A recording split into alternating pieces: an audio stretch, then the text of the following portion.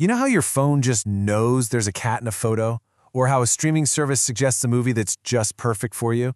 Well, that's all machine learning. And today, we're going to pull back the curtain and show you it's not some kind of magic. It's a process, and it's a process you can totally understand. So let's just dive right in and build our very first model together. Let's start with a really simple, classic problem. Imagine you've got a bunch of data about flowers. Measurements, right? Like petal length, petal width, stuff like that. How in the world do you teach a computer to look at those raw numbers and tell you what kind of flower it is? Well, the answer to that puzzle is a core machine learning technique called classification. So our mission today is to build a classification model right from scratch. And we'll be using one of the most popular, most powerful toolkits out there, the Scikit-learn library in Python. Now, you can't just jump in and start writing code randomly. Building a model actually follows a really clear, structured path. The best way to think about it is like a roadmap that's going to guide us all the way from raw data to a working, predictive model. And this is that roadmap. It's a pretty straightforward 7-step journey. You see, we start by loading our data. Then we analyze it, maybe visualize it a bit to really get what we're working with. Next, and this is super important, we split the data.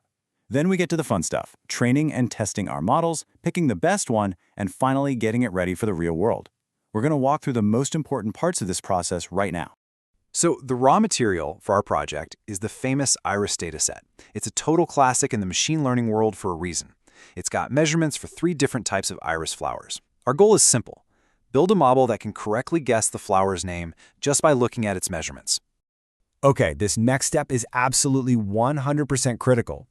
We can't use all of our data to teach the model, and you might be asking, why not?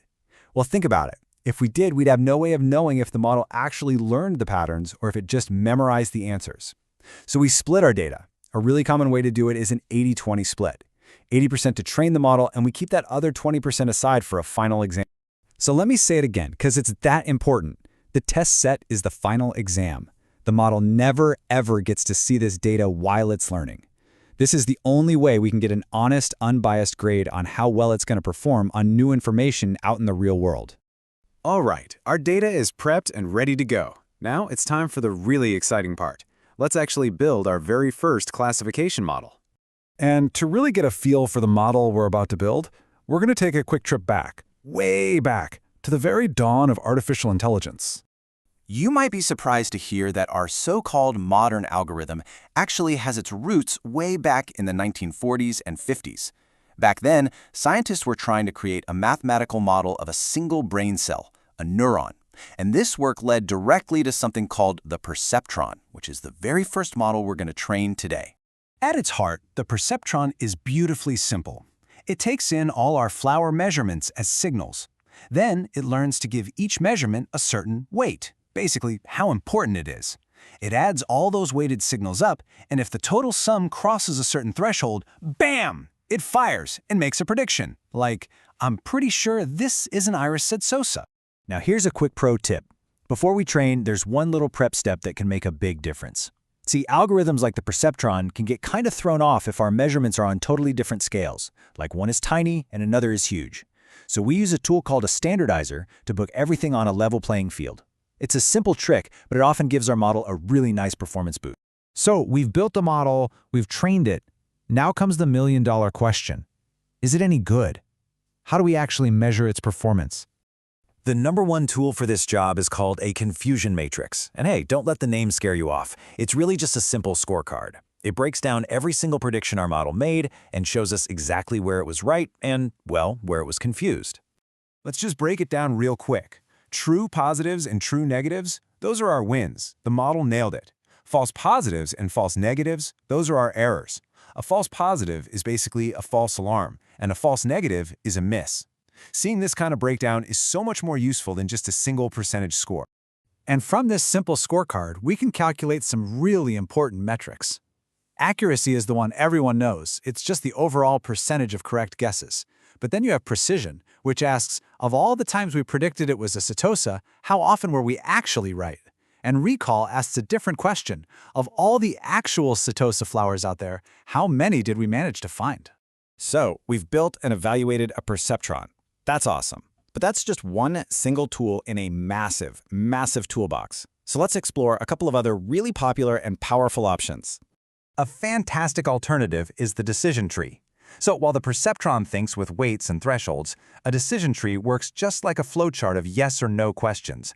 It might ask, is the petal length less than 2 centimeters? Yes? Go this way. No? Go that way. This makes them incredibly easy for us humans to actually look at and understand what on earth the model is doing. Now, decision trees are great, but a single tree can still make mistakes. And that leads to a really clever question. What if, instead of just relying on the opinion of one single tree, we were to build an entire forest of them, and then just take a vote? And that is exactly what a random forest does. It's what we call an ensemble model. It builds hundreds of slightly different decision trees. And to make a final prediction, it just asks all the trees for their opinion and goes with the majority. It's literally the wisdom of the crowd, but for machine learning. And it's incredibly powerful. Okay, this brings us to one of the most important ideas in all of machine learning. It's a fundamental concept called the no free lunch theorem. And seriously, every data scientist needs to have this idea burned into their brain. So, what does that fancy name actually mean? Well, in practice, it means that no single algorithm is the best for every problem.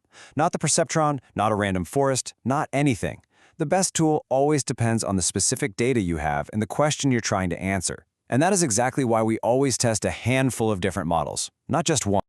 So, if there's just one thing you take away from all this, let it be this. Machine learning is not a black box of magic. It's a structured, almost scientific process.